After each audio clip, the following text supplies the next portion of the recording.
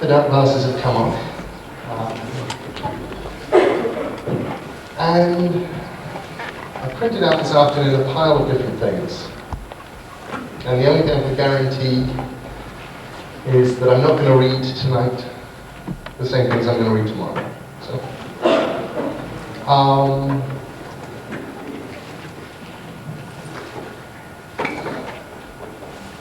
let me ask a strange and honest question here. How much stamina have you lot got?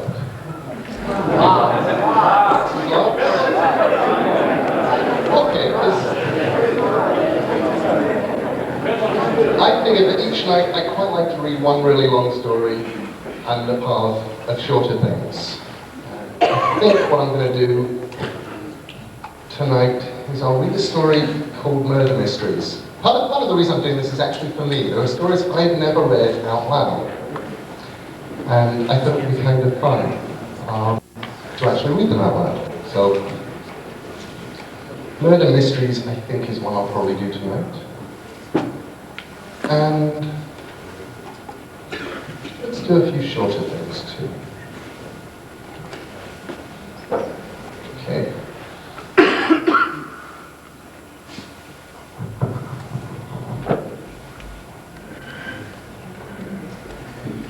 And the first thing I'm going to read is a really short thing. This was my Christmas card a few years ago.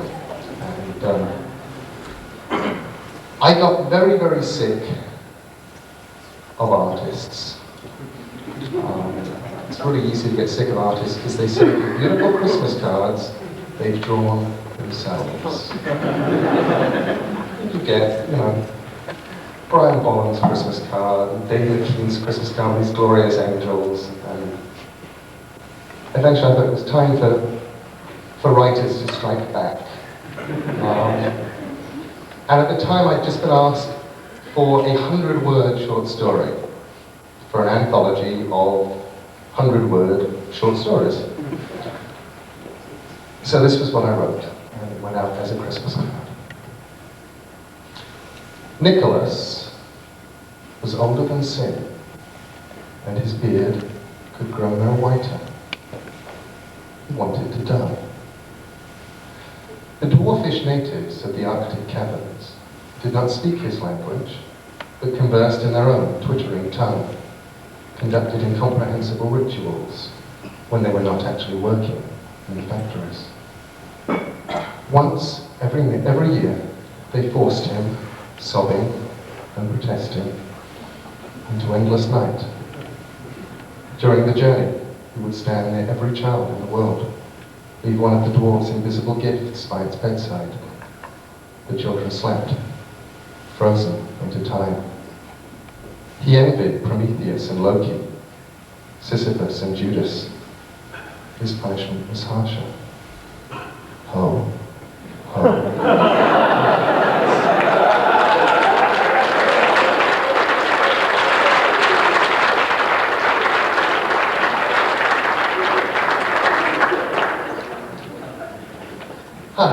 So a little Christmas spirit. And let's do a short story. Yes. And I think I'll do this one. It's called Trollbridge. And it's a story I wrote for an anthology of modern-day fairy tales called Snow White, Blood Red. And the editor, Alan Datlow, asked me, it was edited by Alan Datlow and Terry Windley. They asked me for a story. And I said, yes, I'd quite like to do a story. And they said, what fairy tale would I like to do a modern version of? And I said, The Three Billy Goats Graft. And this is a little bit longer than the last thing I read. It's lots of longer. Let me know if you can't hear me at the back or anything like that. They pulled up most of the railway tracks in the early 60s. I was 3 or 4. They slashed the train services to ribbons. This meant that there was nowhere to go but London, and the little town where I lived became the end of the line. My earliest reliable memory, 18 months old, my mother away in hospital having my sister, and my grandmother walking with me to a bridge. and lifting me up to watch the train below, panting and steaming like a black iron dragon. Over the next few years, they lost the last of the steam trains, and with them went the network of railways that joined village to village, town to town. I didn't know that the trains were going. By the time I was 7, they were a thing of the past. We lived in an old house on the outskirts of the town. The fields opposite were empty and fallow. I used to climb the fence and lie in the shade of a small bulrush patch and read. Or, if I were feeling more adventurous, I'd explore the grounds of the empty manor beyond the fields. It had a weed-clogged ornamental pond with a low wooden bridge over it. I never saw any groundsmen or caretakers in my forays through the gardens and the woods, and I never attempted to enter the manor. That would have been courting disaster. And besides, it was a matter of faith for me that all empty old houses were haunted. It is not that I was credulous, simply that I believed in all things dark and dangerous. It was part of my young creed that the night was full of ghosts and witches, hungry and flapping and dressed completely in black. The converse held reassuringly true. Daylight was safe. Daylight was always safe. A ritual. On the last day of the summer school term, walking home from school, I would remove my shoes and socks and carrying them in my hands walk down the stony, flinty lane on pink and tender feet. In the summer holiday, I would only put shoes on under duress until school term began once more in December. When I was 7, I discovered the path through the wood. It was summer, hot and bright, and I wandered a long way from home that day. I was exploring. I went past the manor, its windows boarded up and blind, across the grounds and through some unfamiliar woods. I scrambled down a steep bank and I found myself on a shady path that was new to me and overgrown with trees. The light that penetrated the leaves was stained green and gold, and I thought I was in fairyland. A tiny stream trickled down the side of the path, teeming with tiny transparent shrimps. I picked them up and watched them jerk and spin on my fingertips, and then I put them back. I wandered down the path. It was perfectly straight and overgrown with short grass. From time to time, I'd find these really terrific rocks, bubbly, melted things, brown and purple and black. If you held them up to the light, you could see every color of the rainbow. I was convinced they had to be extremely valuable, and stuffed my pockets with them. I walked and walked down the great golden green corridor and saw nobody. I wasn't hungry or thirsty, I just wondered where the path was going. It traveled in a straight line and was flat, sometimes at the bottom of a ravine occasionally built up, so I could look down on treetops and occasional houses, valleys and plateaus, and eventually, in one of the valleys, I came to the bridge. It was built of clean red brick, a huge curving arch over the path. At the side of the bridge were stone steps, cut into the embankment, and at the top of the steps a little wooden gate. I was surprised to see any token of the existence of humanity on my path, which I was by now convinced was a natural formation, like a volcano. And with a sense more of curiosity than anything else, I had after all walked hundreds of miles, or so I was convinced, and might be anywhere. I climbed the stone steps and went through the gate. I was nowhere. The top of the bridge was paved with mud. On each side of it was a meadow. The meadow on my side was a cornfield, the other field was just grass. There were the caked imprints of huge tractor wheels in the dried mud. I walked across the bridge, to be sure. No trip-trap, my bare feet were soundless. Nothing for miles, just fields and corn and trees.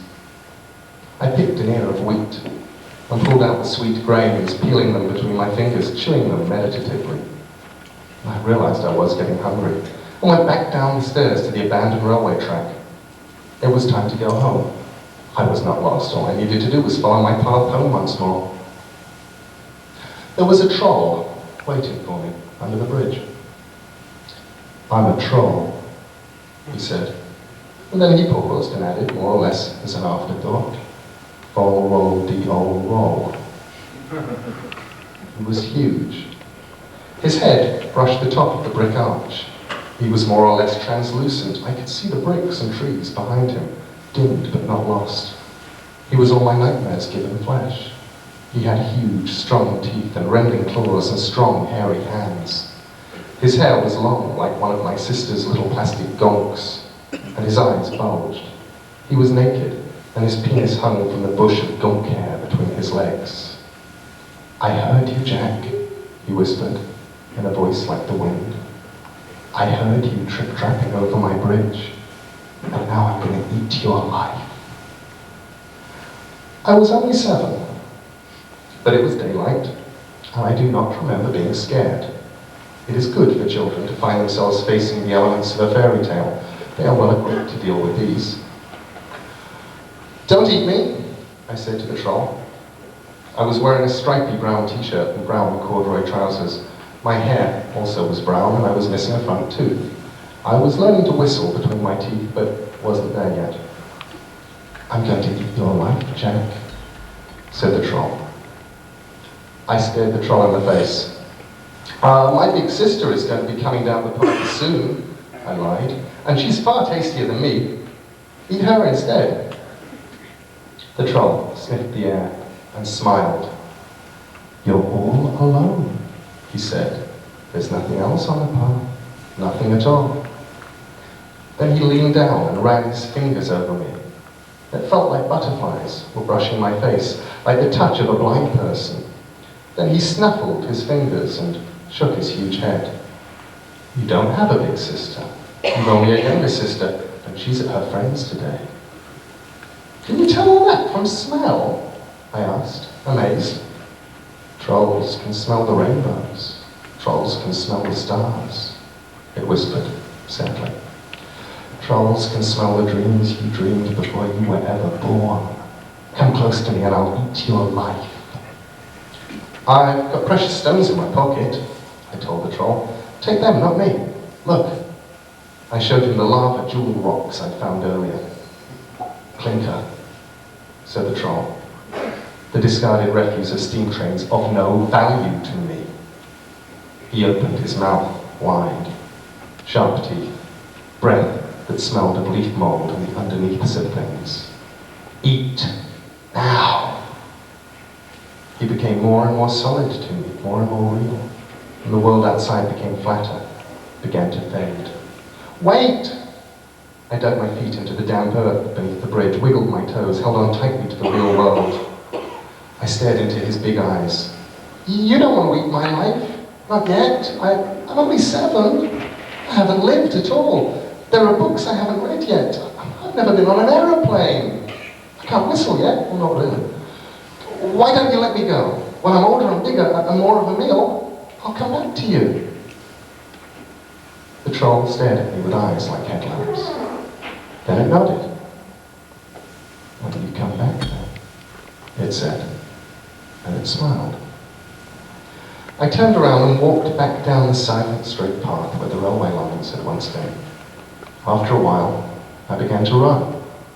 I pounded down the track in the green light, puffing and blowing until I felt a stabbing ache beneath my ribcage, the pain of stitch, and, clutching my side, I stumbled home.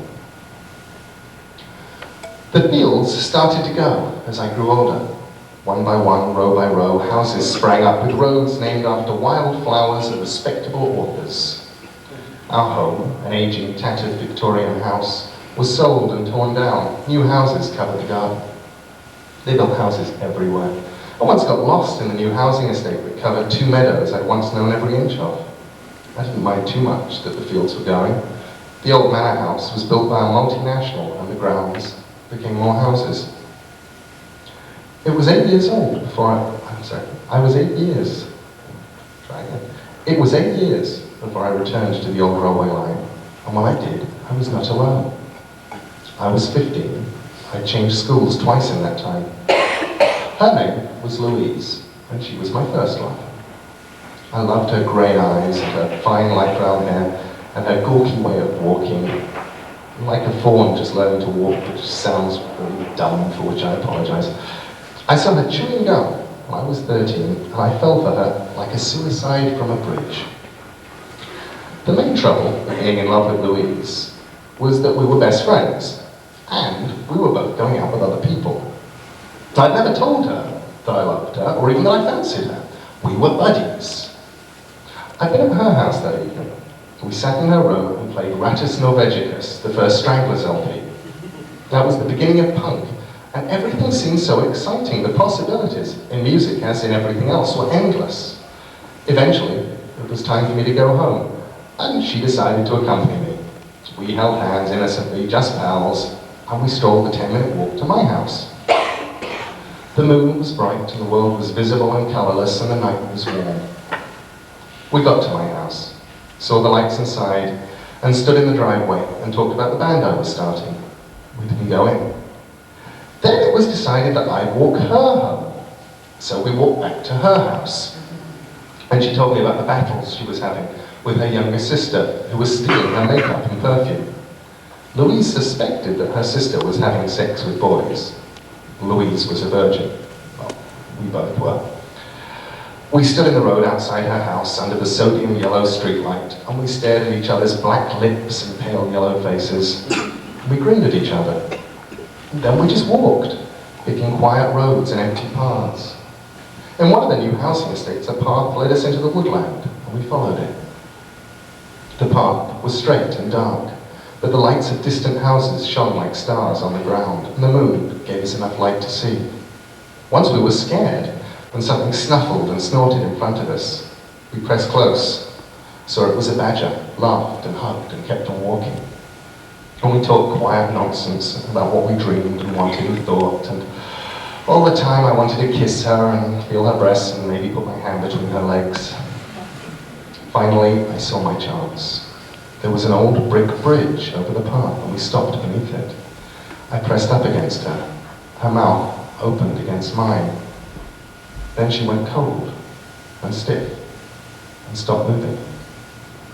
"Hello," said the troll. I let go of Louise. It was dark beneath the bridge, but the shape of the troll filled the darkness. "I froze her," said the troll, "so we can talk. Now, I'm going to eat her life." My heart pounded and I could feel myself trembling. "No! You said you'd come back to me, and you have. Did you learn to whistle?" "Yes." "That's good. I never could whistle." It sniffed and nodded. "I'm pleased. You've grown in life and experience, more to eat, more for me." I grabbed Louise, a taut zombie, and pushed her forward. "Well, don't take me. I don't want to die. Take her." "I bet she's much tastier than me, and she's 2 months older than I am. Why don't you take her?" The troll was silent. It sniffed to Louise from toe to head, snuffling at her feet and crotch and breasts and hair. Then it looked at me. "She's an innocent," it said. "You're not. I don't want her. I want you." I walked to the opening of the bridge and stared up at the stars in the night. "But there's so much I've never done," I said, partly to myself. "I mean, I've never had sex. I've never been to America. I paused. "I haven't done anything. Not yet." The troll said nothing. "I could come back to you when I'm older." The troll said nothing. "I will come back. Honest, I will." "Come back to me," said Louise. "Why? Where are you going?" I turned around. The troll had gone, and the girl I had thought I loved was standing in the shadows beneath the bridge. "We're going home," I told her. "Come on." We walked back and never said anything. She went out with the drummer in the punk band I started, and much later married someone else. We met once on a train after she was married, and she asked me if I remembered that night. I said I did. "I really liked you that night, Jack," she told me. "I thought you were going to kiss me. I thought you were going to ask me out. I would have said yes if you had. But I didn't." "No," she said, "you didn't." Her hair was cut very short. It didn't suit her. I never saw her again. The trim woman with the taut smile was not the girl I had loved, and talking to her made me feel uncomfortable. I moved to London, and then, some years later, I moved back again, but the town I returned to was not the town I remembered. There were no fields, no farms, no little flint lanes. I moved away as soon as I could to a tiny village 10 miles down the road. I moved with my family, I was married now, with a toddler, into an old house that had once been, many years before, an old railway station. The tracks had been dug up, and the couple who lived opposite us used it to grow vegetables. I was getting older. One day, I found a grey hair. On another, I heard a recording of myself talking, and I realized I sounded just like my father. I was working in London, doing A&R for one of the major record companies. I was commuting into London by train most days, coming back some evenings. I had to keep a small flat in London. It's hard to commute when the bands you're checking out don't even stagger onto the stage until midnight. It also meant that it was fairly easy to get laid if I wanted to, which I did. I thought that Eleonora, that was my wife's name, I should have mentioned that before I suppose, didn't know about the other women, but I got back from a 2-week jaunt to New York one winter's day, and when I arrived at the house it was empty and cold. She'd left a letter, not a note, 15 pages, neatly typed. And every word of it was true, including the PS, which read, "You really don't love me, and you never did." I put on a heavy coat, and I left the house and just walked, stunned and slightly numb. There was no snow on the ground, but there was a hard frost and the leaves crunched under my feet as I walked. The trees were skeletal black against the harsh, grey winter sky. I walked down the side of the road. Cars passed me, travelling to and from London. Once I tripped on a branch, half hidden in a heap of brown leaves, ripping my trousers, cutting my leg. I reached the next village. There was a river, at right angles to the road, and a path I'd never seen before beside it. And I walked down the path and stared at the river, partly frozen. It gurgled and plashed and sang. The path led off through fields. It was straight and grassy. I found a rock, half buried on one side of the path. I picked it up, brushed up the mud. It was a melted lump of purplish stuff with a strange rainbow sheen to it. I put it into the pocket of my coat and held it in my hand as I walked, its presence warm and reassuring. The river meandered away across the fields and I walked on in silence. I'd walked for an hour before I saw houses, new and small and square, on the embankment above me. And then I saw the bridge, and I knew where I was. I was on the old railway path, and I'd been coming down it from the other direction. There were graffiti painted on the side of the bridge. Fuck, and Barry loves Susan, and the omnipresent NF of the National Front. I stood beneath the bridge in the red brick arch, stood among the ice cream wrappers and the crisp packets and the single sad used condom, and watched my breath steam in the cold afternoon air. The blood had dried into my trousers. Cars passed over the bridge above me. I could hear a radio playing loudly in one of them. "Hello?" I said, quietly, feeling embarrassed, feeling foolish. "Hello?" There was no answer. The wind rustled the crisp packets and the leaves. I came back.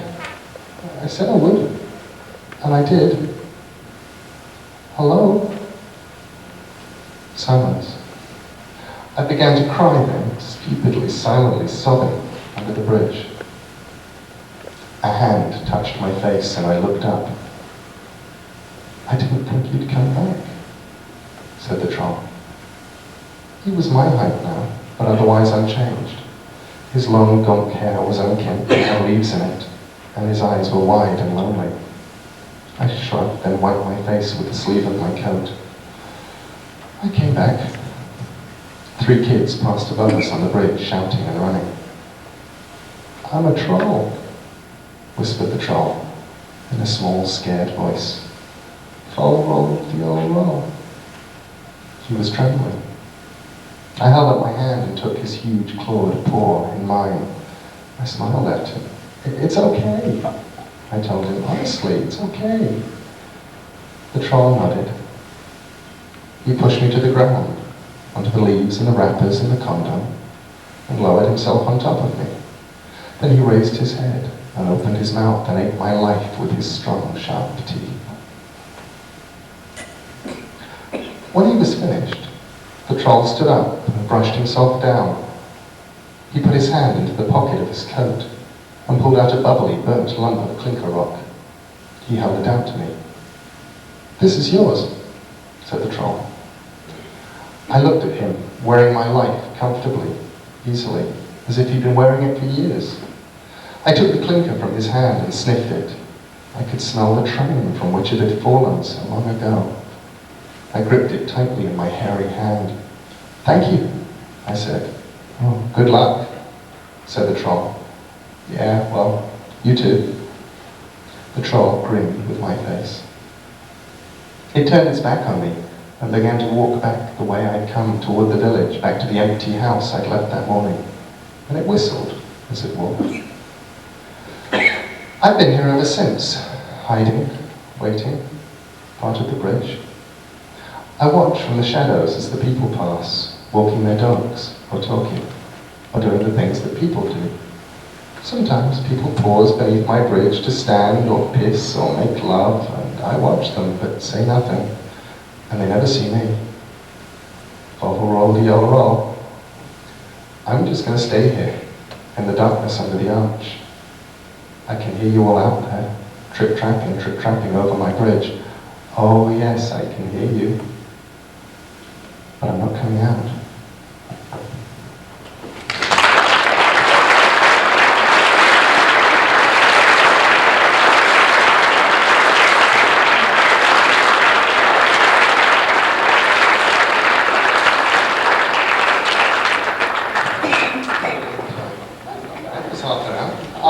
Let's see, let's do a poem, and then you can stretch your legs for a second, then we'll do a long one. How does that sound? Yeah? Okay. Here's a poem. And I called it, it's called The Postmortem of Our Love. It's actually these days being done by a band in Minneapolis called the Flash Girls. And they're doing this song. I've been dissecting all the letters that you sent me, slicing through them, looking for the real you, cutting through the fat and gristle of each tortuous epistle, trying to work out what to do. I've laid the presents that you gave me out upon the floor, a book with pages missing, and a bottle, and a glove. Now outside it's chilly autumn, I'm conducting a post-mortem on our love. I'm conducting a post-mortem on our love, an autopsy to find out what went wrong. I know it died, I just don't know how or why. Maybe its heart stopped. There's an eyeball in a bottle staring sadly at the morgue. There's a white line on the sidewalk silhouetting where it fell. In the dark I am inspecting all the angles of trajectory of hell. Was it suicide or murder, or an accident, or what? Though I cut and slice and saw and hack, it won't come back to life. And I'm severing the label of each organ on the table with a knife. I'm conducting a post-mortem on our love, an autopsy to find out what went wrong. I know it died, I just don't know how, or why. Maybe its heart stopped. Maybe its heart stopped. Maybe its heart. There you go.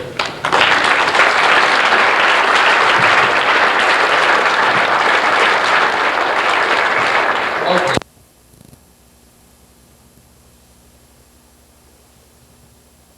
There you go.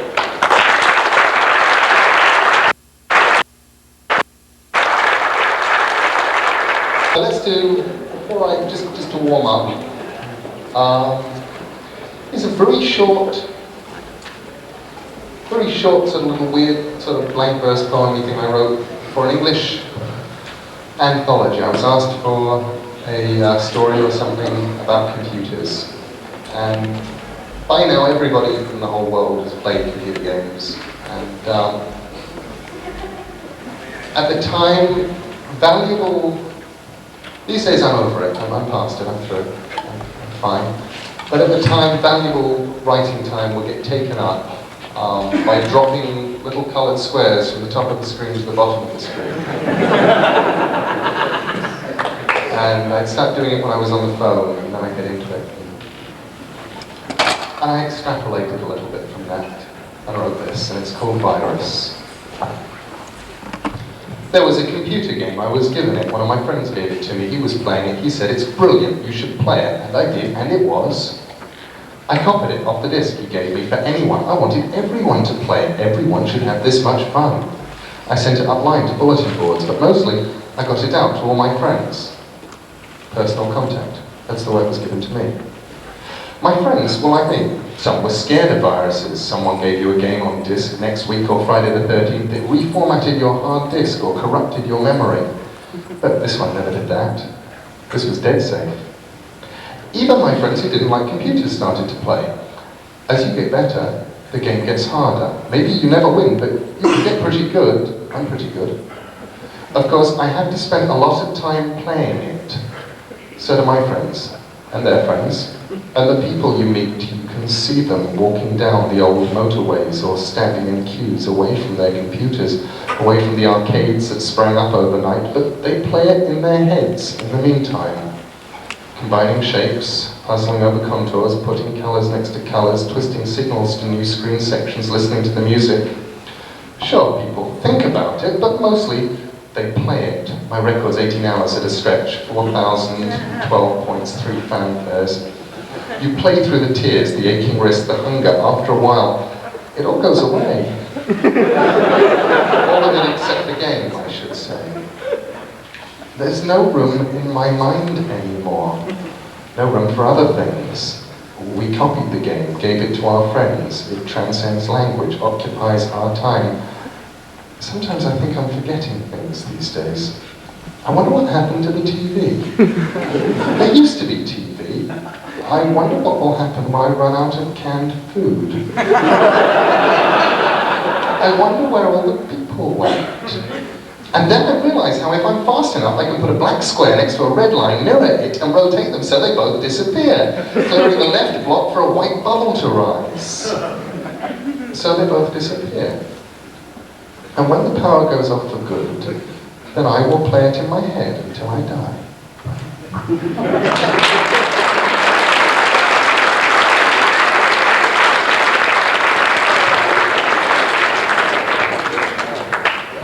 Okay, now, this is the marathon stint. If I can find it.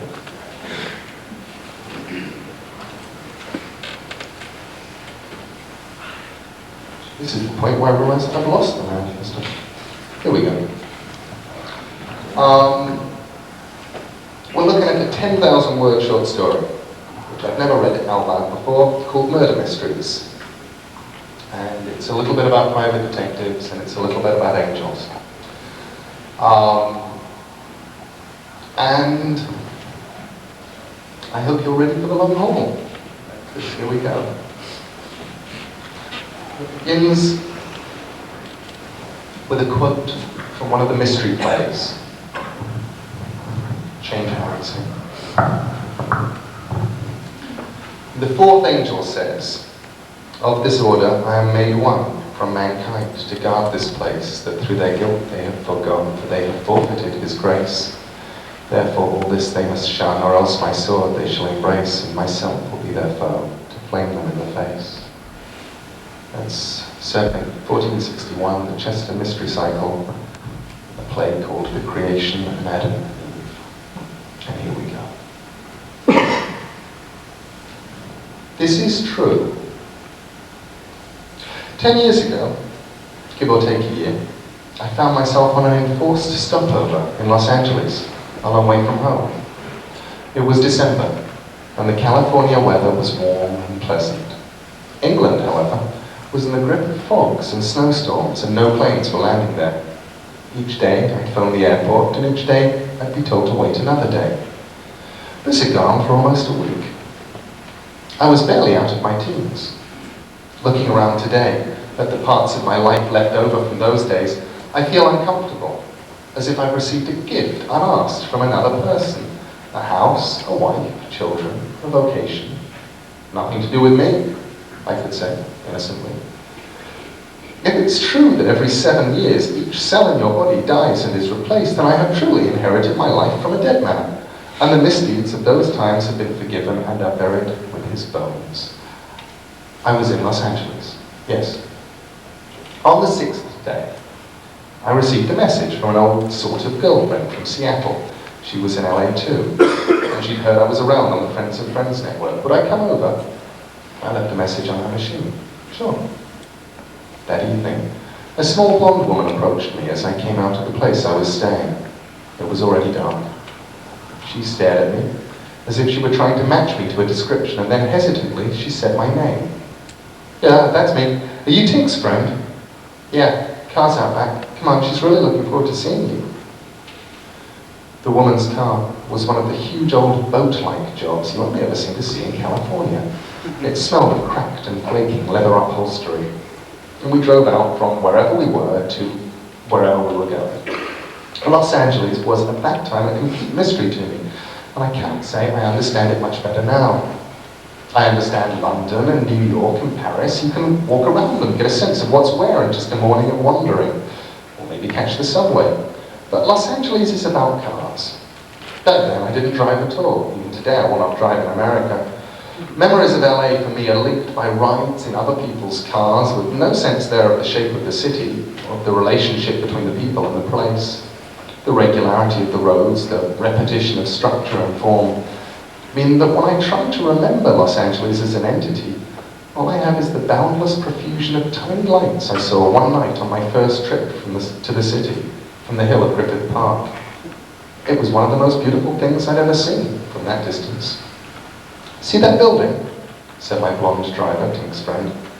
It was a red brick Art Deco house, charming and quite ugly. Yes. Built in the 1930s, she said, with respect and pride. I said something polite, trying to comprehend a city inside which 50 years could be considered a long time. Tink's real excited. When she heard you were in town, she was so excited. I'm looking forward to seeing her again.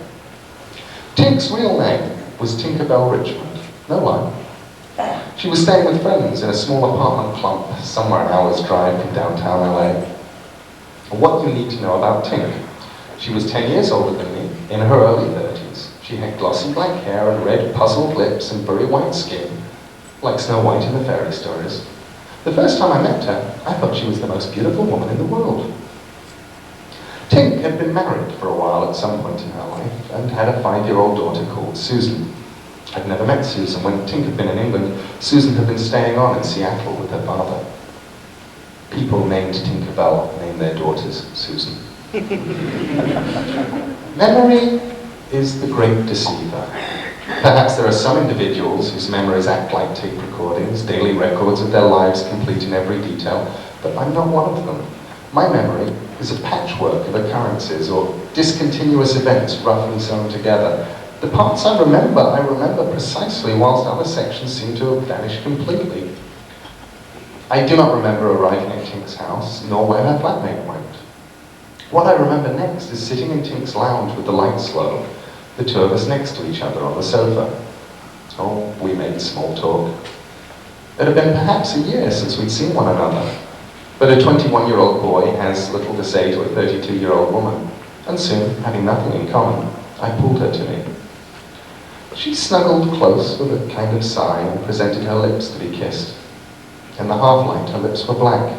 We kissed for a little, and I stroked her breast through her blouse on the couch, and then she said, I can't fuck. I'm on my period. Fine. I can give you a blowjob if you'd like. I nodded assent, and she unzipped my jeans and lowered her head to my lap. After I'd come, she got up and ran into the kitchen. I heard her spitting into the sink and the sound of running water.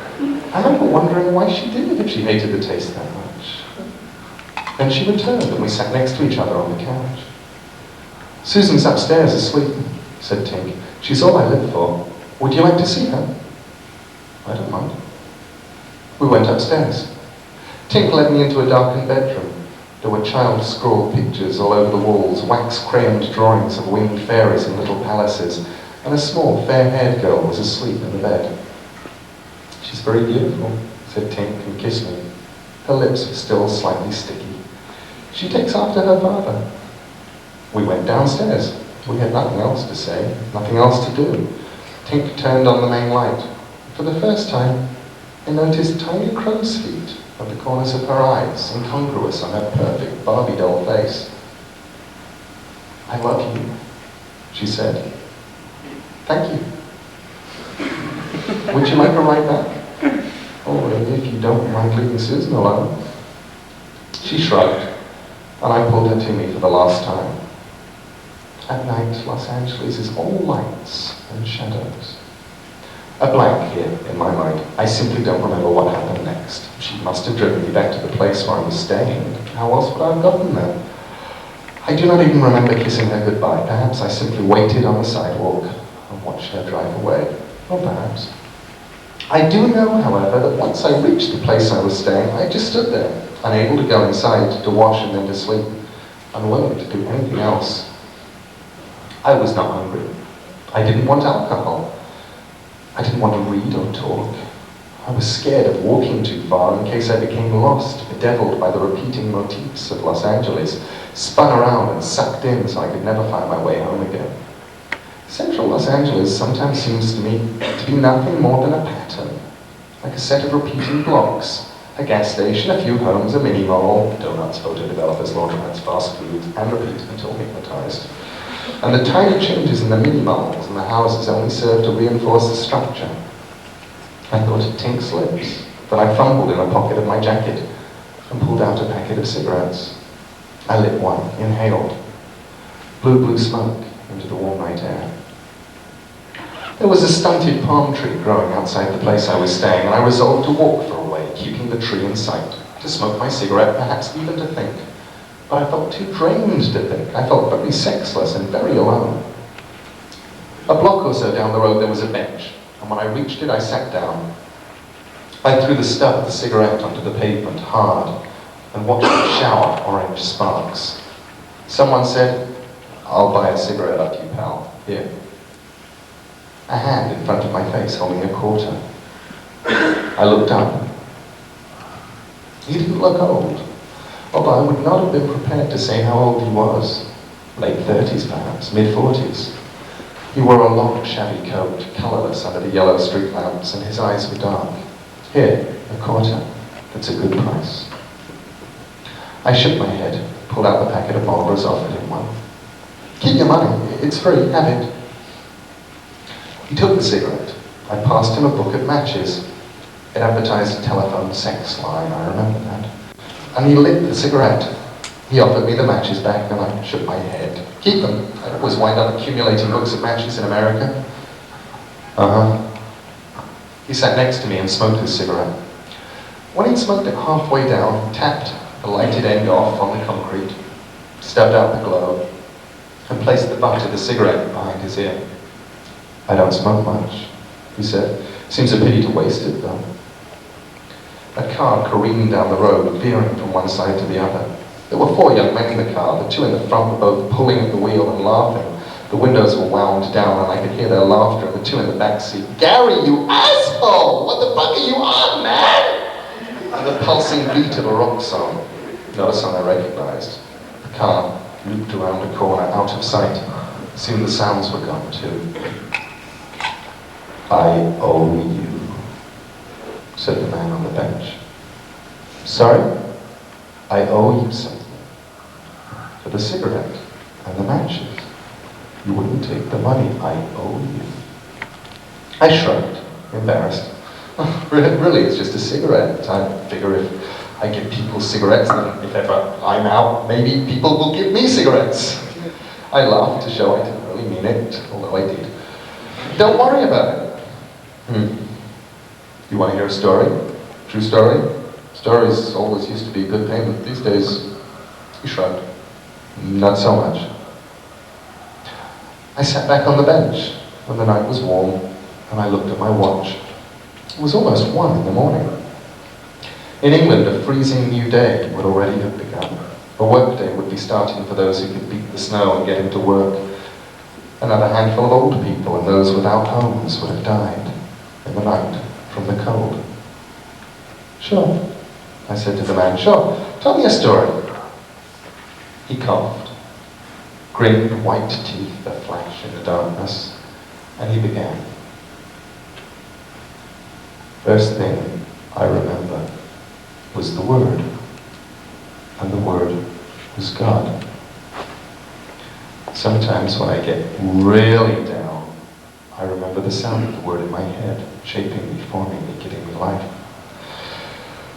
The word gave me a body, gave me eyes, and I opened my eyes and I saw the light of the Silver City. I was in a room, a silver room, and there wasn't anything in it except me. In front of me was a window that went from floor to ceiling, open to the sky, and through the window I could see the spires of the city. And at the edge of the city, the dark. I don't know how long I waited there. I wasn't impatient or anything, no. I remember that. It was like I was waiting until I was called. And I knew that sometime I would be called. And if I had to wait until the end of everything and never be called, why, that was fine too. But I'd be called. I was certain of that, and then I'd know my name and my function. Through the window I could see silver spires. And in many of these other spires were windows, and in the windows I could see others like me. That was how I knew what I looked like. You wouldn't think of it, of me seeing me now, but I was beautiful. I've come down in the world a way since then. I was taller, and I had wings. They were huge and powerful wings with feathers the color of mother of pearl. They came out from just between my shoulder blades. They were so good, my wings. Sometimes I'd see others like me, the ones who'd left their rooms, who were already fulfilling their duties. I'd watch them soar through the sky from spire to spire, performing errands I could barely imagine. The sky above the city was a wonderful thing. It was always light, although lit by no sun, lit perhaps by the city itself. But the quality of light was forever changing. Now pewter-colored light, then brass, then gentle gold or a soft and quiet amethyst. The man stopped talking. He looked at me, his head on one side. There was a glitter in his eyes that scared me. You know what amethyst is? A kind of purple stone. I nodded. My crotch felt uncomfortable. It occurred to me then that the man might not be mad. I found this far more disquieting than the alternative. The man began talking once more. I don't know how long it was that I waited in my room, but time didn't mean anything, not back then. We had all the time in the world. The next thing that happened to me was when the angel Lucifer came to my cell. He was taller than me, and his wings were imposing, his plumage perfect. He had skin the color of sea mist, and curly silver hair, and these wonderful gray eyes. I say he, but you should understand that none of us had any sex to speak of. He gestured towards his lap, smooth and empty, nothing there, you know. Lucifer shone. I mean it, he glowed from inside. All angels do, they're lit up from within, and in my cell the angel Lucifer burned like a lightning storm. He looked at me and he named me. You are Raguel, he said. The vengeance of the Lord. I bowed my head because I knew it was true. That was my name. That was my function. There has been a wrong thing, he said. The first of its kind. You are needed. He turned and pushed himself into space, and I followed him, flew behind him across the Silver City to the outskirts, where the city stops and the darkness begins. And it was there, under a vast silver spire, that we descended to the street, and I saw the dead angel. The body lay, crumpled and broken, on the silver sidewalk. Its wings were crushed underneath it, and a few loose feathers had already blown into the silver gutter. The body was almost dark. Now and again a light would flash inside it, or an occasional flicker of cold fire in the chest or in the eyes or in the sexless groin as the last of the glow of life left it forever. Blood pooled in rubies on its chest and stained its white wing feathers crimson. It was very beautiful, even in death. It would have broken your heart. Lucifer spoke to me then. You must find who was responsible for this and how, and take the vengeance of the name on whoever caused this thing to happen. You really didn't have to say anything. I knew that already, the hunt or the retribution. It was what I was created for in the beginning. It was what I was. I have work to attend to, said the angel Lucifer. He flapped his wings once hard and rose upwards. The gust of wind sent the dead angel's loose feathers blowing across the street. I leaned down to examine the body. All luminescence had finally left it. It was a dark thing, a parody of an angel. It had a perfect sexless face framed by silver hair. One of the eyelids was open, revealing a placid grey eye, the other was closed. There were no nipples on the chest and only smoothness between the legs. I lifted the body up. The back of the angel was a mess. Its wings were broken and twisted, the back of the head stove in. There was a floppiness to the corpse that made me think its spine had been broken as well. The back of the angel was all blood. The only blood in its front was in the chest area. I probed it with my forefinger and it entered the body without difficulty. He fell, I thought, and he was dead before he fell. And I looked up at the windows that ranked the street. I stared across the silver city. You did this, I thought. I will find you, whoever you are, and I will take the Lord's vengeance upon you. The man took the cigarette stub from behind his ear, lit it with a match. Briefly, I smelled the ashtray smell of a dead cigarette, acrid and harsh. Then he pulled down to the unburnt tobacco, exhaled blue smoke into the night air. The angel who had first discovered the body was called Fanuel. I spoke to him in the Hall of Being. That was the spire beside which the dead angel lay. In the hall hung the blueprints, maybe, for what was going to be all this. He gestured with the hand that held the stubby cigarette, pointing to the night sky and the parked cars of the world. You know, the universe. Fanuel was the senior designer. Working under him were a multitude of angels, laboring on the details of the creation. I watched him from the floor of the hall. He hung in the air below the plan, and angels flew down to him, waved politely in turn as they asked him questions, checked things with him, invited comment on their work. Eventually he left them and descended to the floor. "You are Ragwell," he said. His voice was high and fussy. "What need have you of me?" "You found the body." "Poor Carousel, indeed I did. I was leaving the hall. There are a number of concepts we are currently constructing, and I wish to ponder one of them, Regret by name. I was planning to get a little distance from the city, to fly above it. I mean, not to go into the dark outside. I wouldn't do that, although there has been some loose talk like that. Yes, I was going to rise and contemplate. I left the hall and..." He broke off. He was small for an angel. His light was muted, but his eyes were vivid and bright. I mean, really bright. Poor Carousel, how could he do that to himself? How? You think his destruction was self-inflicted? He seemed puzzled, surprised there could be any other explanation.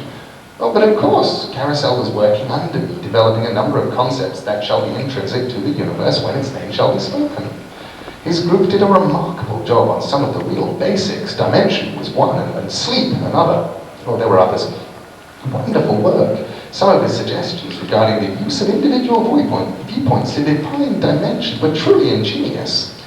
Anyway, he began to work on a new project. It's one of the really major ones, the ones that I would usually handle, or possibly even Zefkiel. He glanced upwards. But Carousel had done such sterling work, and his last project was so remarkable, something apparently quite trivial, that he and Seraquel elevated into...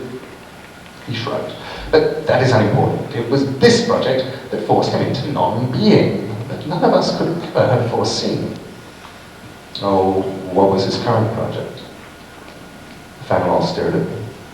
I'm not sure I ought to tell you. All the new concepts are considered sensitive until we get them into the final form in which they will be spoken.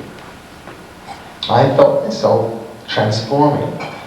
I'm not sure how I can explain it to you, but suddenly I wasn't me. I was something larger. I was transfigured. I was my function. Fanuel was unable to meet my gaze. I am Rugwell, who is the vengeance of the Lord, I told him. I serve the name directly. It is my mission to discover the nature of this deed and to take the name's vengeance on those responsible. My questions are to be answered. The little angel trembled and he spoke fast.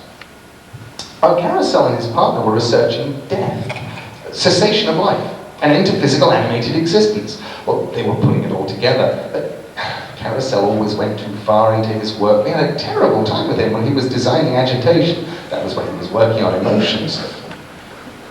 You think Carousel died to research the phenomenon? Or because it intrigued him, or because he followed his research just too far? Yes. Manuel flexed his fingers, stared at me with those brightly shining eyes. I trust that you will repeat none of this to any unauthorized persons, Rodwell. What did you do when you found the body? I came out of the hall, as I said, and there was Carousel on the sidewalk, staring up. I asked him what he was doing, and he did not reply. Then I noticed the inner fluid, and the Carousel seemed unable, rather than unwilling, to talk to me. I was scared. I did not know what to do. The angel Lucifer came up behind me. He asked if there was some kind of problem. I told him. I showed him the body, and then his aspect came upon him, and he communed with the name. He burned so bright. And he said he had to fetch the one whose function embraced events like this, and he left to seek you, I imagine. As Carasol's death was now being dealt with, and his fate was no real concern of mine, I returned to work, having gained a new, and I suspect quite valuable, perspective on the mechanics of regret. I'm considering taking death away from the Carousel and Seraquail partnership. I may assign it to Zefkiel, my senior partner, if he's willing to take it on. He excels on contemplative projects. By now there was a line of angels waiting to talk to Fanuel. I felt I had almost all I was going to get from him. Who did Carousel work with? Who would have been the last to see him alive? Oh, you could talk to Seraquail, I suppose. He was his partner after all. Now, if you'll excuse me. He returned to his former days, advising, correcting, suggesting, forbidding. The man paused. The street was quiet now. I remember the low whisper of his voice, the buzz of a cricket somewhere.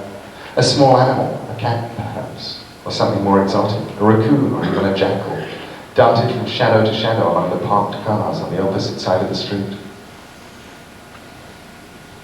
Seraquail was in the highest of the mezzanine galleries that ringed the hall of being. As I said, the universe was in the middle of the hall, and it glinted and sparkled and shone. Quite a way, too. The universe you mentioned, it was what? A diagram? I asked, interrupting for the first time. Not really, kind of, sort of. It was a blueprint, but it was full-sized. And it hung in the hall, and all these angels went around and fiddled with it all the time, doing stuff with gravity and music and claw and whatever. It wasn't really the universe, not yet. It would be when it was finished and it was time for it to be properly named. But I grasped for words to express my confusion. The man interrupted me. Don't worry about it. Think of it as a model, if that makes it easier for you, or a map, or a, what's the word? Prototype. Yeah, Model T for universe. Be great. You got to understand, a lot of the stuff I'm telling you, I'm translating already. I'm putting it in a form you can understand. Otherwise, I couldn't tell the story at all. You want to hear it? Yes. I didn't care if it was true or not. It was a story I needed to hear, all the way through to the end. Good. So, shut up. Yes. So I met Seraquail in the topmost gallery. There was no one else about, just him and some papers and some small glowing models. I've come about Carousel, I told him. He looked at me. Carousel isn't here at this time, he said. I expect him to return shortly. I shook my head. Carousel won't be coming back. He stopped existing as a spiritual entity, I said. His light paled and his eyes opened very wide. He's dead? Yeah, that's what I said. Do you have any ideas about how it happened? This is so sudden. I mean, you've been talking about it, but I had no idea you would take it slowly. Seraquail nodded. He stood up and walked to the window. There was no view of the Silver City from his window, just a reflected glow from the city, and the sky behind us hanging in the air. And beyond that, the dark. The wind from the dark gently caressed Seraquail's hair as he spoke. I stared at his back. Carousel is... No, was. That's right, isn't it? Was. He was always so involved and so creative. But it was never enough for him. He always wanted to understand everything, to experience what he was working on. He was never content to just create it, to understand it intellectually. He wanted all of it. That wasn't a problem before when we were working on properties of matter, but when we began to design some of the named emotions, he got too involved with his work. And our latest project was death. It's one of the hard ones, one of the big ones too, I suspect. Possibly it may even become the attribute that's going to define the creation for the creative. If not for death, they'd be content to simply exist. But with death, well, their lives will have meaning, a boundary beyond which the living cannot cross. So you think he killed himself? I know he did, said Sir Raquel. I walked to the window and looked out. Far below, a long way, I could see a tiny white dot. That was Caracel's body. I'd have to arrange for someone to take care of it. I wondered what we'd do with it, but there would be someone who would know, whose function was the removal of unwanted things. It was not my function, I knew that. How? He shrugged. I know. Recently he'd begun asking questions about death. How we could know whether or not it was right to make this thing, to set the rules, if we were not going to experience it ourselves. He kept talking about it. Didn't you wonder about this? Sir Raquel turned for the first time to look at me. No, that is our function, to discuss, to improvise, to aid the creation and the creative. We sort it out now so that when it all begins, it'll run like clockwork. Right now we're working on death, so obviously that's what we look at. The physical aspect, the emotional aspect, the philosophical aspect, and the patterns. Caracel had the notion that what we do here in the Hall of Being creates patterns, that there are structures and shapes appropriate to beings and events that once begun must continue until they reach their end. For us, perhaps, as well as for them. Oh, conceivably, he felt this was one of his patterns. Did you know Caracel well? Oh, as well as any of us know each other. We saw each other here, we worked side by side. At certain times, I would retire to my cell across the city. Sometimes he would do the same. Tell me about Manuel. His mouth crooked into a smile. He's officious, doesn't do much, farms everything out and takes all the credit. He lowered his voice, although there was no other soul in the gallery. To hear him talk, you'd think that love was all his own work. But to his credit, he does make sure the work gets done. Zefkiel's the real thinker of the two senior designers, but he doesn't come here. He stays back in his cell in the city and contemplates, resolves problems from a distance. If you need to speak to Zefkiel, you go to Fanuel, and Fanuel relays your questions to Zefkiel. I cut him short. How about Lucifer? Tell me about him. Lucifer, the captain of the host. Oh, he doesn't work here. He's visited the hall a couple of times, though, inspecting the creation. They say he reports directly to the name. I've never spoken to him. Did he know Caracel? Well, I doubt it. As I said, he's only been here twice. I've seen him on other occasions, though, through here. He flicked a wingtip, indicating the world outside the window. In flight. Where to? Sir Raquel seemed to be about to say something, then he changed his mind. I don't know. I looked out of the window at the darkness outside the solar city. I may want to talk with you some more later, I told Sir Raquel. Very good. I turned to go. Sir, do you know if they'll be assigning me another partner for death? No, I told him. I'm afraid I don't. In the center of the Silver City was a park, a place of recreation and rest. I found the angel Lucifer there beside a river. He was just standing, watching the water flow. Lucifer. He inclined his head. Rockwell, are you making progress? I don't know, maybe. I need to ask you a few questions. Do you mind? Not at all. How did you come upon the body? Oh, I didn't. Not exactly. I saw Fanuel standing in the street. He looked distressed. I inquired whether there was something wrong, and he showed me the dead angel. And I fetched you. I see. He leaned down, let one hand enter the cold water of the river. The water splashed and rolled around it. Is that all? Not quite. What were you doing in that part of the city? I don't see what business that is of yours. It is my business, Lucifer. What were you doing there? I was walking. I do that sometimes. Just walk and think and try to understand. You shrug. You walk on the edge of the city. A bit then. Yes. That's all I want to know, for now. Who else have you talked to? Carousel's boss and his partner. Now, they both feel he killed himself, ended his own life. Who else are you going to talk to? I looked up. The spires of the city of the angels towered above us. Maybe everyone. All of them, if I need to.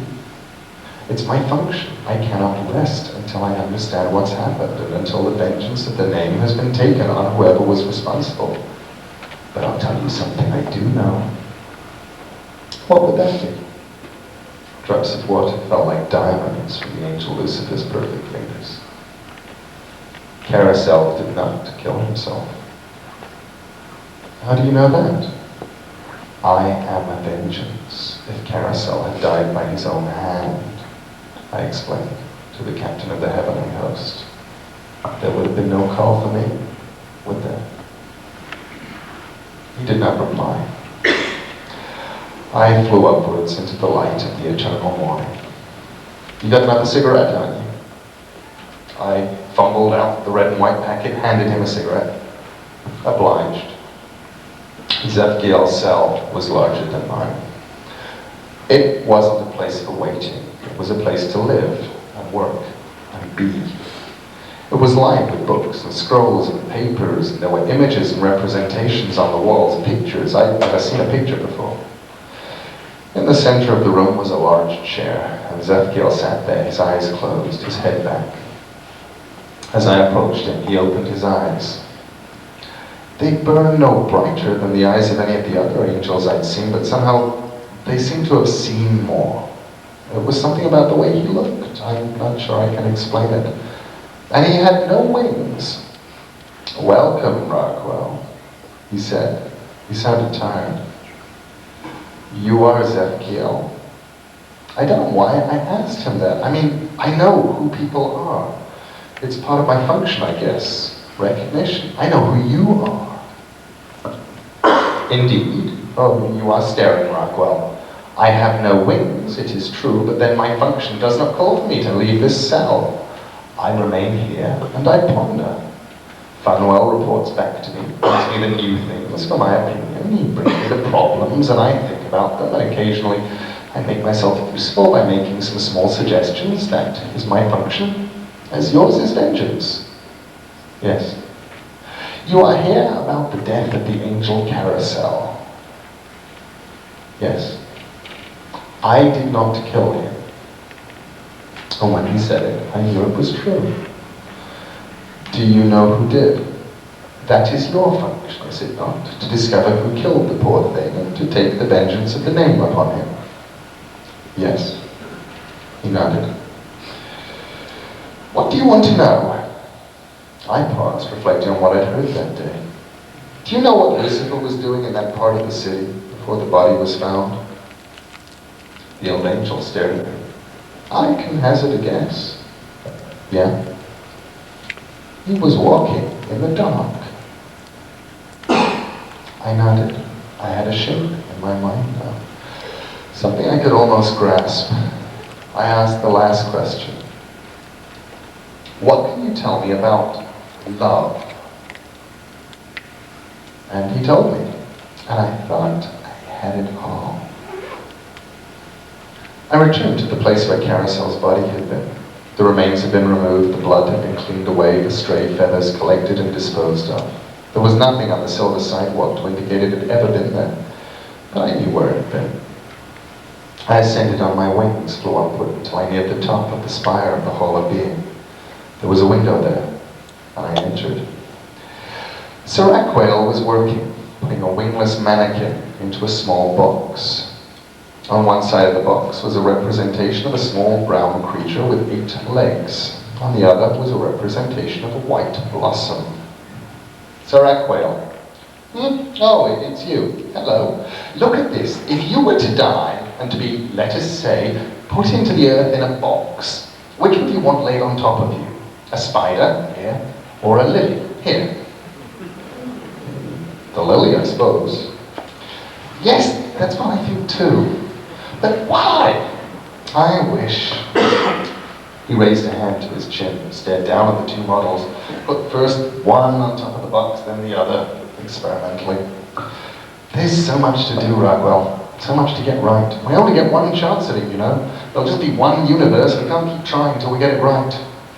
I wish I understood why all this was so important to him. Do you know where Zephkiel's cell is? I asked him. Oh yes, I mean I've never been there, but I know where it is. Good, go there. He'll be expecting you. I will meet you there. He shook his head. I have work to do. I can't just... I felt my function come upon me. I looked down at him and I said, you will be there. Go now. He said nothing. He backed away from me toward the window, staring at me. Then he turned, flapped his wings, and I was alone. I walked to the central well of the hall and let myself fall, tumbling down through the model of the universe. It glittered around me, unfamiliar colors and shapes, seething and writhing without meaning. As I approached the bottom, I beat my wings, slowing my descent, and stepped lightly onto the silver floor. Fanuel stood between two angels who were both trying to claim his attention. I don't care how aesthetically pleasing it would be, he was explaining to one of them. We simply cannot put it in the center. Background radiation will prevent any possible life forms from even getting a foothold. Anyway, it's too unstable. He turned to the other. Okay, let's see it. So that's green, is it? Well, it's not exactly how I'd imagined it, but well, leave it with me. I'll get back to you. He took a paper from the angel, folded it over decisively. He turned to me. His manner was brusque and dismissive. Yes? I need to talk to you. Well, make it quick. I have much to do. If this is about Carasol's death, I've told you all I know. It is about Carasol's death, but I will not speak to you now, not here. Go to Zephkiel's cell. He is expecting you. I will meet you there. He seemed about to say something, but he only nodded, walked towards the door.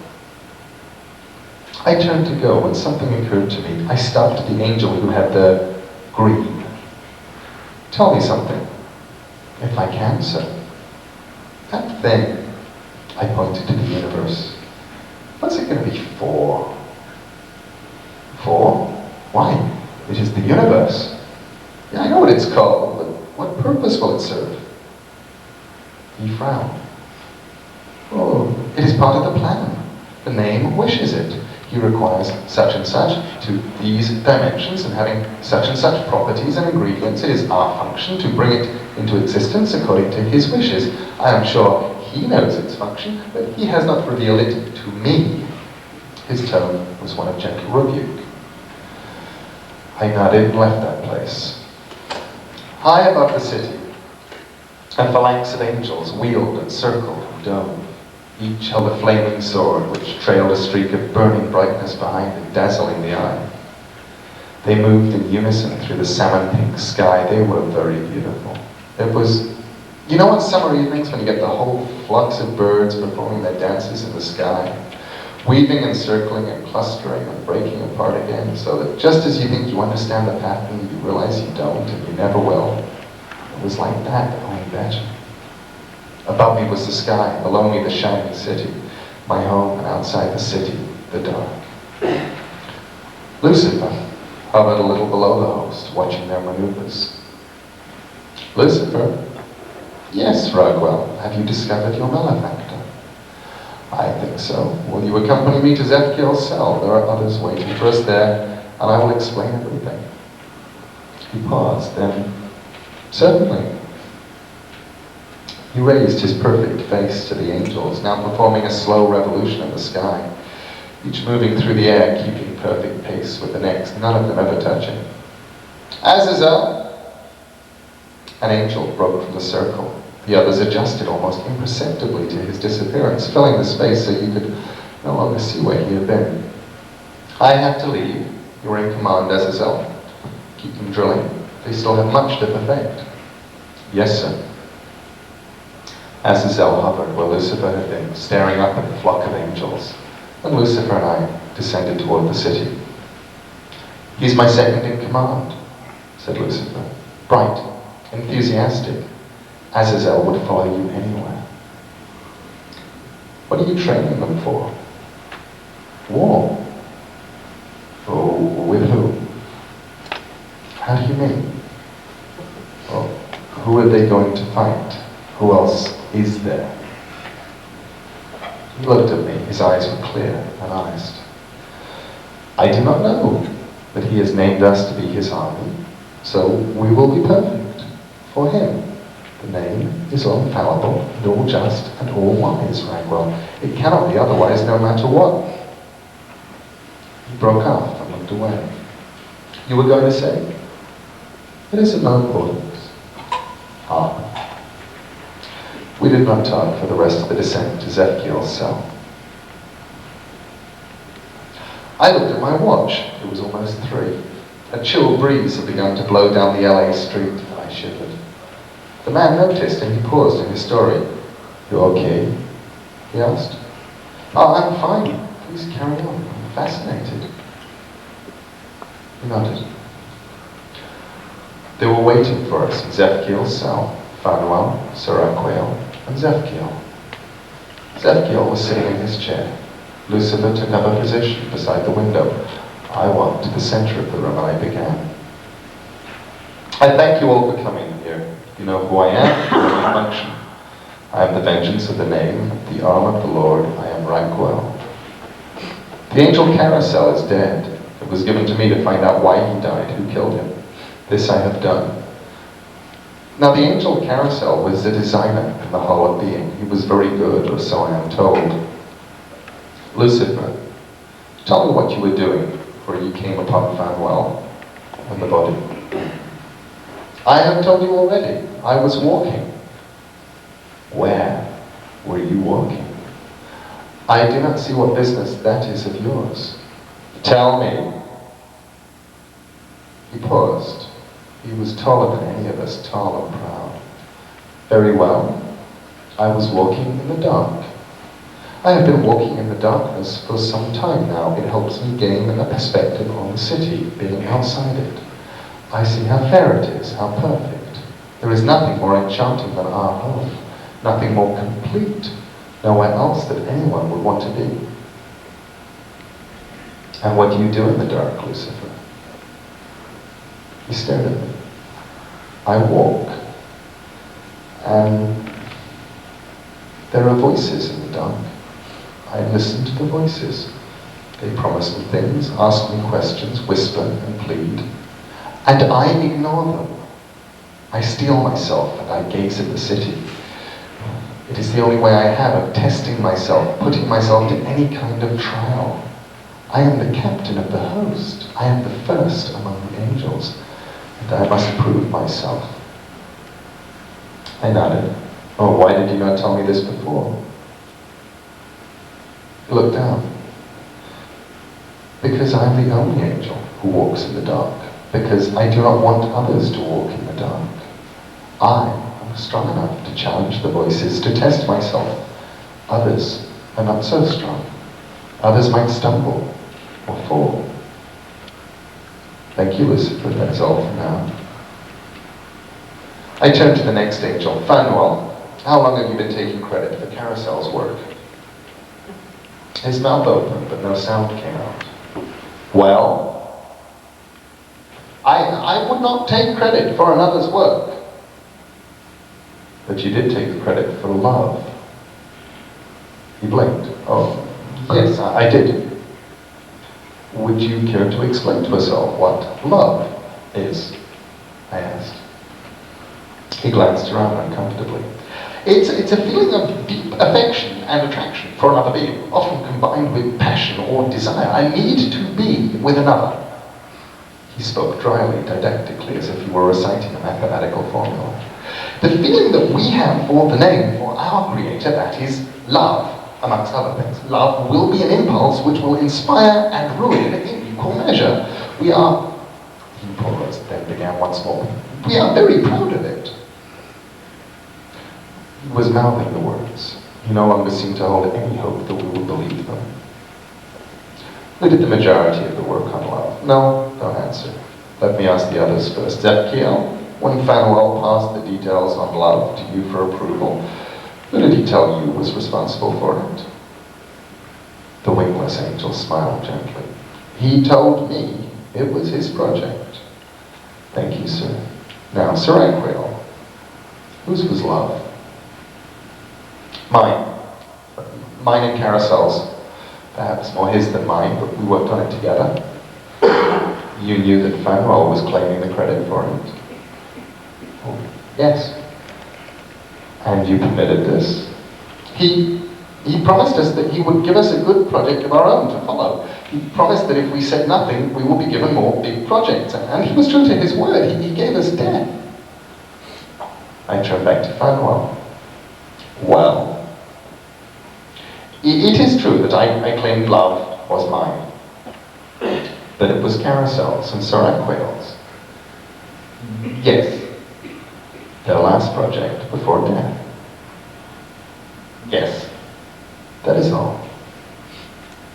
I walked over to the window, looked out at the silver spires, looked at the dark, and I began to speak. Caracel was a remarkable designer. If he had one failing, it was that he threw himself too deeply into his work. I turned back to them. The angel Sir Anquiel was shivering, and lights were flickering beneath his skin. "Sir Anquiel, who did Caracel love? Who was his lover?" He stared at the floor, then he stared up proudly, aggressively, and he smiled. "I was. Do you want to tell me about it?" "No," I shrugged. "But I suppose I must." "Very well then." We worked together, and when we began to work on love, we became lovers. It was his idea. We would go back to his cell whenever we could snatch the time. There we touched each other, held each other, whispered endearments and protestations of eternal devotion. His welfare mattered more to me than my own. I existed for him. When I was alone, I would repeat his name to myself and think of nothing but him. When I was with him, he paused, looked down. Nothing else mattered. I walked to where Sir Anquiel stood, lifted his chin with my hand, stared into his grey eyes. "Then why did you kill him?" "Because he would no longer love me. Well, when we started to work on death, he lost interest. He was no longer mine. He belonged to death. And if I could not have him, then his new lover was welcome to him. I could not bear his presence. I could not endure to have him near me and to know that he felt nothing for me. That was what hurt the most. I thought, I hoped that if he was gone, then I would no longer care for him, that the pain would stop. So I killed him. I stabbed him, and I threw his body from our window in the Hall of Being. But the pain has not stopped." It was almost a wail. Sir Anquiel reached up, removed my hand from his chin. "Now what?" I felt my aspect begin to come upon me, felt my function possess me. I was no longer an individual. I was the vengeance of the Lord. I moved close to Sir Anquiel and embraced him. I pressed my lips to his, forced my tongue into his mouth. We kissed. He closed his eyes. I felt it well up within me then, a burning, a brightness. From the corner of my eyes, I could see Lucifer and Fanuel averting their faces from my light. I could feel Zepkiel stare, and my light became brighter and brighter until it erupted from my eyes, from my chest, from my fingers, from my lips, a white, searing fire. The white flames consumed Sir Anquiel slowly, and he clung to me as he burned. Soon, there was nothing left of him, nothing at all. I felt the flame leave me. I returned to myself once more. Fanuel was sobbing. Lucifer was pale. Zepkiel sat in his chair, quietly watching him. I turned to Fanuel and Lucifer. You have seen the vengeance of the Lord, I told them. Let it act as a warning to you both. Fanuel nodded. Oh, it has. Oh, it has. I will be on my way, sir. I will return to my appointed post, if that is all right with you. Go. He stumbled to the window and plunged into the light, his wings beating furiously. Lucifer walked over to the place on the silver floor where Sir Aquil had once stood. He knelt, stared desperately at the floor as if he were trying to find some remnant of the angel I'd destroyed. A fragment of ash or bone or charred feather.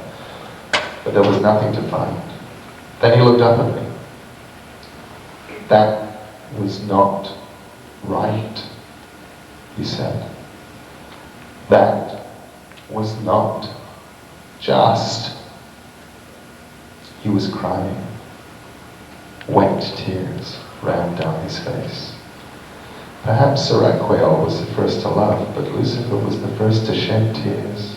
I will never forget that. I stared at him impassively. It was justice. He killed another. He was killed in his turn. You called me to my function, and I performed it. But he loved. He should have been forgiven. He should have been helped. He should not have been destroyed like that. That was wrong. It was his will. Lucifer stood. Well, then perhaps his will is unjust. Perhaps the voices in the darkness speak truly after all. How can this be right? It is right. It is his will. I merely performed my function. He wiped away the tears with the back of his hand. No, he said flatly. He shook his head slowly from side to side. Then he said, I must think on this. I will go now. He walked to the window, stepped into the sky, and he was gone. Zefkiel and I were alone in his cell. I went over to his chair. He nodded at me. You have performed your function well, Ragwell. Shouldn't you return to your cell to wait until you are next needed? The man on the bench turned towards me. His eyes sought mine. Until now, it had seemed for most of his narrative that he was scarcely aware of me. He had stared ahead of himself, whispered his tale a little better than a monotone. Now it felt as if he discovered me, and that he spoke to me alone, rather than to the air or to the city of Los Angeles, and he said, I knew that he was right, but I couldn't have left them, not even if I wanted to. My aspect had not entirely left me, my function was not completely fulfilled, and then it fell into place. I saw the whole picture, and like Lucifer, I knelt. I touched my forehead to the silver floor. No, Lord, I said, not yet. Zefkiel rose from his chair. Get up. It is not fitting for one angel to act in this way to another. It is not right. Get up. I shook my head. Father, you are no angel, I whispered. Zefkiel said nothing. For a moment my heart misgave within me. I was afraid. Father, I was charged to discover who was responsible for Caracel's death, and I do know. You have taken your vengeance, Ragwell. Your vengeance, Lord. And then he sighed and sat down once more. Ah, little Ragwell, the problem with creating things is that they perform so much better than one had ever planned. Shall I ask how you recognize me? I'm not certain, Lord. You have no wings. You wait at the center of the city, supervising the creation directly. When I destroyed Sir Aquil, you did not look away. You know too many things. I paused and thought. No, I do not know how I knew. As you say, you have created me well, but I only understood who you were and the meaning of the drama we had enacted here for you when I saw Lucifer leave. What did you understand, child? Who killed Caracel? Or at least, Who was pulling the strings? For example, who arranged for Carousel and Sir Aquil to work together on love, knowing Carousel's tendency to involve himself too deeply in his work? He was speaking to me gently, almost teasingly, as an adult would pretend to make conversation with a tiny child. Why should anyone have pulled the strings, Raquel? Because nothing occurs without reason, and all the reasons are yours. You set Sir Aquil up. Yes, he killed Carousel, but he killed Carousel so that I could destroy him. And were you wrong to destroy him? I looked into his old eyes. It was my function, but I do not think it was just.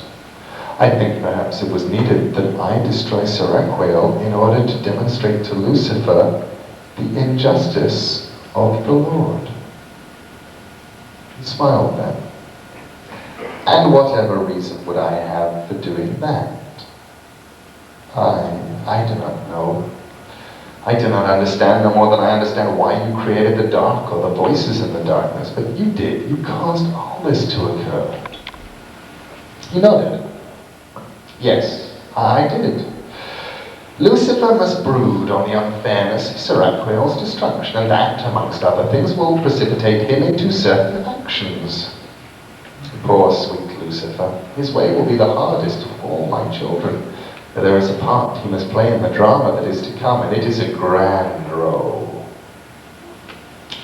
I remain kneeling in front of the Creator of all things.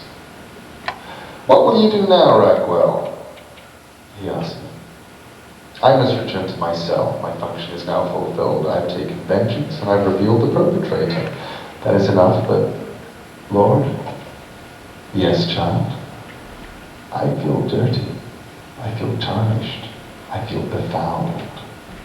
Perhaps it is true that all that happens is in accordance with your will, and thus it is good, but sometimes you leave blood on your instruments. He nodded, as if he agreed with me. If you wish, Raquel, you may forget all that has happened this day. And then he said, however, you will not be able to speak of this to any other angels, whether you choose to remember it or not. I will remember it. It is your choice, but sometimes you will find it is easier by far not to remember. Forgetfulness can sometimes bring freedom of a sort. Now, if you do not mind, he reached down, took a file from a stack on the floor, opened it. There is work I should be getting on with. I stood up and walked to the window. I hoped he would call me back, explain every detail of his plan to me, somehow make it all better. But he said nothing, and I left his presence without ever looking back. The man was silent then, and he remained silent. I couldn't even hear him breathing for so long that I began to get nervous, thinking that perhaps he'd fallen asleep or died. Then he stood up. There you go, pal, that's his story. Do you think it was worth a couple of cigarettes and a book of matches? He asked the question as if it was important to him, without irony. Oh, yes, I told him. Yes, it was, but what happens next? Did you, I mean, if... I trailed off. It was dark on the street now, at the edge of daybreak. One by one, the streetlights had begun to flicker out, and he was silhouetted against the glow of the dawn sky. He thrust his hands into his pockets. What happened? I left home, and I lost my way, and these days home's a long way back. Sometimes you do things you regret, but there's nothing you can do about them. Times change, doors close behind you, you move on, you know? Eventually I wound up here. They used to say no one's ever originally from LA, true as hell in my case. And then, before I could understand what he was doing, he leaned down and kissed me, gently, on the cheek. His stubble was rough and prickly, but his breath was surprisingly sweet. He whispered into my ear, I never fell. I don't care what they say. I'm still doing my job as I see it. My cheek burned where his lips had touched it. He straightened up. But I still want to go home. The man walked away down the darkened street, and I sat on the bench and watched him go. I felt like he'd taken something from me, although I could no longer remember what. And I felt like something had been left in its place. Absolution, perhaps, or innocence, although of what or from what I could no longer say.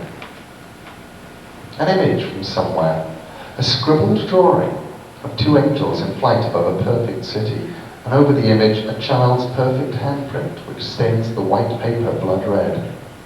It came into my mind unbidden, and I no longer know what it meant. I stood up. It was too dark to see the face of my watch, but I knew that I would get no sleep that day. I walked back to the place I was staying, to the house by the stunted palm tree, to wash myself and to wait. I thought about angels and about Tink, and I wondered whether love and death went hand in hand. The next day, the planes to England were flying again. I felt strange. Lack of sleep had forced me into that miserable state in which everything seems flat and of equal importance when nothing matters, and in which reality seems scraped thin and threadbare. The taxi journey to the airport was a nightmare. I was hot and tired and testy. I wore a t-shirt in the LA heat. My coat was packed at the bottom of my luggage, where it had been for the entire stay. The aeroplane was crowded, but I didn't care.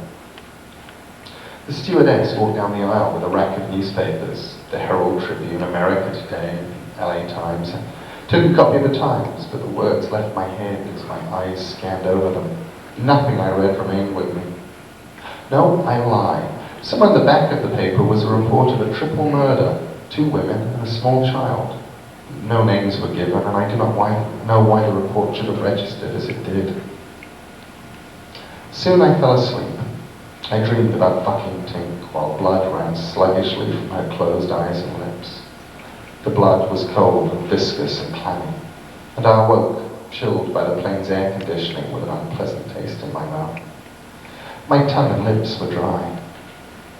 I looked out of the scratched oval window, stared down at the clouds, and it occurred to me then, not for the first time, that the clouds were in actuality another land, where everyone knew just what they were looking for and how to get back where they started from. Staring down at the clouds is one of the things I've always liked best about flying, that and the proximity one feels to one's death. I wrapped myself in the thin aircraft blanket and slept some more, but if further dreams came, then they made no impression upon me. A blizzard blew up shortly after the plane landed in England, knocking out the airport's power supply. I was alone in an airport elevator at the time, and it went dark and jammed between floors. A dim emergency light flickered on. I pressed the crimson alarm button until the batteries ran down and it ceased to sound. Then I shivered in my LA t-shirt in the corner of my little silver room. I watched my breath steam in the air, and I hugged myself for warmth. There wasn't anything in there except me, but even so, I felt safe and secure. Soon, someone would come and force open the doors. Eventually, somebody would let me out, and I knew that I would soon be home.